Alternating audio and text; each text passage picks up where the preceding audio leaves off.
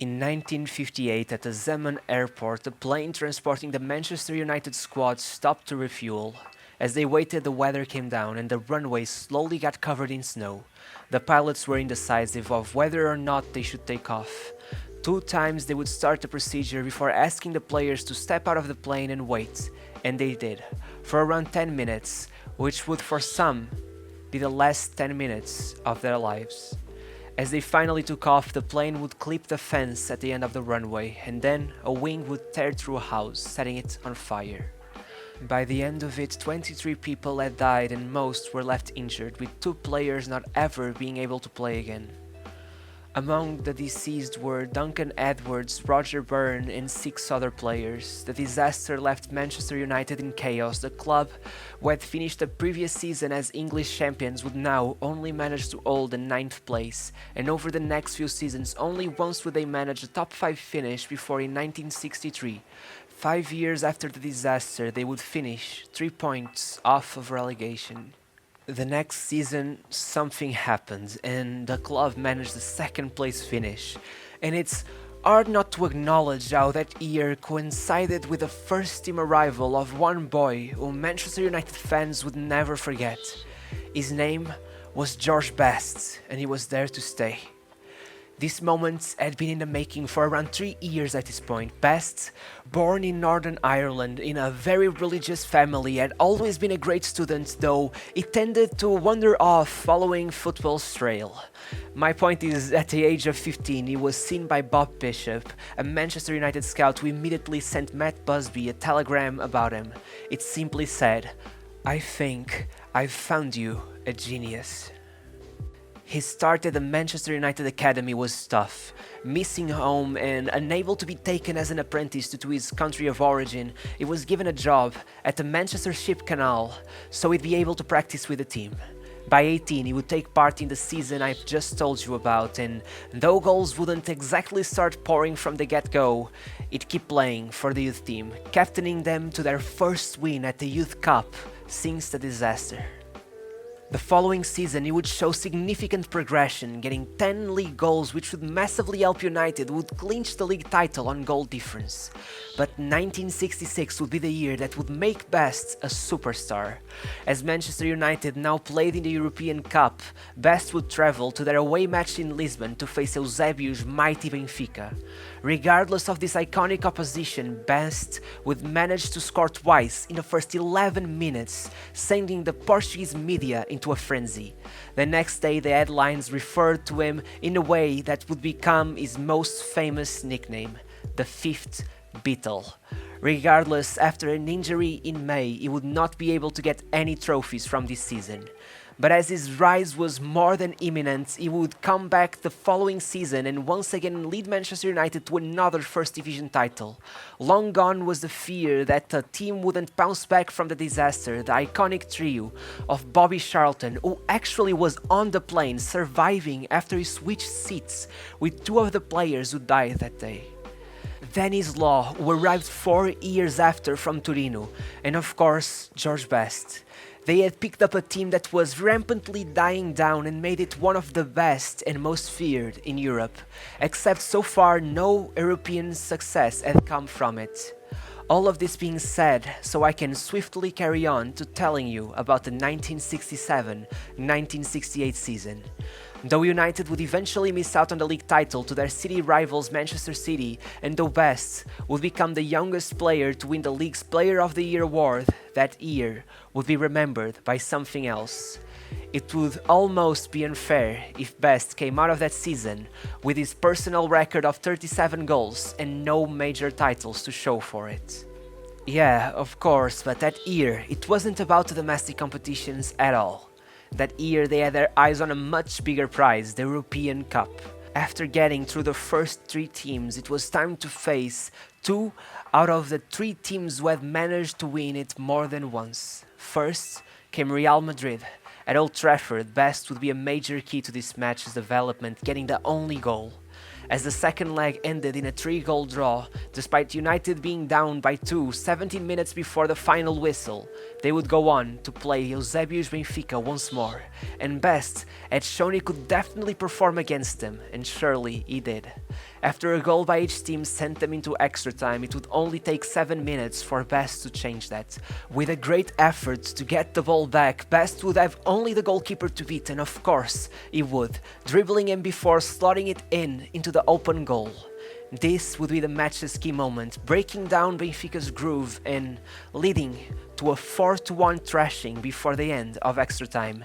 Manchester United were now champions of Europe, and the 22-year-old George Best had conquered all that any player could wish for, except for the Ballon d'Or. But by the end of the year, he would edge all of the other great players of that time, from Eusebio to Beckenbauer, and even his teammate Bobby Charlton, who would manage only 8 votes less as George Best was crowned as the best player in the world. But then the decline would start and he would never win a major trophy again. The club would suffer even more, as not only was Best declining, but Charlton and Law were now getting into their 30s. The following season would start with a loss at the Intercontinental Cup, followed by an early exit in all competitions and above all, an atrocious 11th place finish in the league, which would lead Matt Busby to abandon his spot as the team's coach. From here on, it was just an incredible downfall, though the next season Best would get an incredible 6 goals in a single FA Cup match against Northampton Town. That would be one of his last big moments before slowly getting into trouble more and more frequently, mainly because of women and partying, to the point that in 1972, at just 26 years of age, he would announce his retirement. Regardless, he would show up to the pre-season training and keep going, though the next season his behavior would get worse and worse as he felt the club's board and younger players were unworthy of sharing the pitch with him. So much so that he would go missing for a while, not showing up to matches as he spent his days partying in London. Once he came back, he was fined and transfer listed, only for him to once again announce his retirement. At this point, Best was simply a loose cannon. There's really no other way of putting it. He would play for 10 more years in all sorts of countries and clubs. First, 3 very short spells in South Africa, then in the 4th Division and Ireland. Then he had sort of a comeback as he joined Fulham in the 2nd Division, attracted to the team by Bobby Moore and Rodney Marsh. But even that wouldn't last too long, eventually leaving to the United States, where he would play for several teams, such as the LA Aztecs, the Fort Lauderdale Strikers, and the San Jose Earthquakes. But that wouldn't be enough. He would have a really odd time playing for Hibernian FC in Scotland, who were on the verge of relegation and would pay him per match played rather than yearly. Though he wouldn't be able to save them, he attracted immense crowds to the stadium. After this, it somehow still managed to get stranger, as he would leave for Hong Kong out of all possible leagues, where oddly enough he would also be part of a professional darts team. Before the end of his career, he would have very short stints at Bournemouth, the Brisbane Lions in Australia, Nuneaton Town and Tobermoor United in Northern Ireland. Throughout his career, he of course kept playing for the Northern Ireland national team, but being surrounded by inferior players, he never put his mind fully into it, as he considered it recreational football. George Best was many things, but above all, he was the prototype for football's superstars. Controversial, edgy, a playboy, but also incredible on the pitch, extremely impressive technically, one of the greatest dribblers the sport has seen, super fast with great heading and passing ability, and honestly above all, exceptional balance. After his career, he just kept spiraling into alcoholism, eventually only making headlines for the worst reasons, swearing on live TV and being unable to stop drinking even after a liver transplant. He would eventually die from complications caused by his drinking habits, asking a newspaper to post a photo of him in his hospital bed days before he died with a headline, "Don't die like me." Around 25,000 people attended his funeral. Several of football's greatest paid homage to him. Maradona, who would die on the same day 15 years later, would tell the press that Best shaped the player he would eventually become. He'd always been the target of great praise by other players. Pelé himself said he was the best player he ever saw.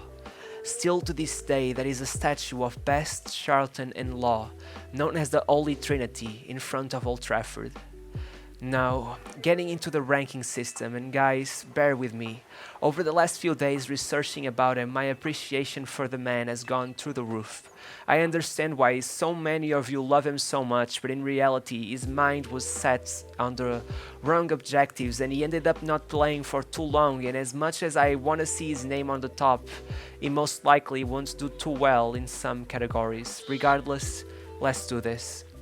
First, finishing. He was an exceptionally prolific, only 180 goals across nearly 500 matches for Manchester United. But at his peak, he averaged around a goal every 2 matches and he was able to score from range and even with his head quite frequently, so I'd say an 8 out of 10 should be fair. Then we should get into his playmaking. Shame there are no records for his assist providing and the lack of good footage from back then, but reading about him, it can easily be noted that he possessed exceptional vision and passing ability. It's a 10 out of 10. Also dribbling, well, not a tough choice here now, is it? Look at the guy, so effortless, amazing, a 10 out of 10. Speed and physicality is a lot tougher. He was short and not the strongest at all, but he had perfect balance, insane speed, and he was a tough guy to take down, a 9 out of 10. Finally, mentality, that's just unfortunate, but Best was too easily distracted by alcohol, partying and women. Though it takes some determination to help rebuild a club like he did, it's still a 6 out of 10. Longevity and adaptability, there's only one way to judge his adaptability. We never saw him at his prime playing anywhere else but Manchester United, but we did see how he managed to still put up numbers when Manchester United were in the worst of places. In terms of longevity, it's just sad to see. His peak lasted for what, 6 years at most? It's a 7 out of 10. Flair just goes hand in hand with his dribbling, and of course it's another 10 out of 10. The trophy cabinet is hard to judge, but I think it's the same situation as Eusebio. Not too much going on with the national team and playing most of his career on the same team, so he'll get the same rating, a 7 out of 10. The icon factor is tough. I feel he's in a similar situation to Baggio, being sort of forgotten by younger generations but still being loved by his core fanbase. It's a 9 out of 10. This totals out to 77 out of 90, putting him level with Roberto Baggio. Interesting, honestly, I can see some similarities. Two geniuses loved by their core fanbase but that had their careers massively disturbed by something that wasn't necessarily under their control. I'd also like to show everyone that I've added Rivaldo from the last episode and also Del Piero because I actually forgot about him. I don't know how we just slipped through the cracks, but yeah, if you were wondering, here's Del Piero's and Rivaldo's score. And yeah, that's it. This was George Best's career in a video. I hope you enjoyed. If you did, please don't forget to like and subscribe. It helps the channel massively. It's amazing. Like, really, please do that. And yeah, that was it. See you next week. Bye.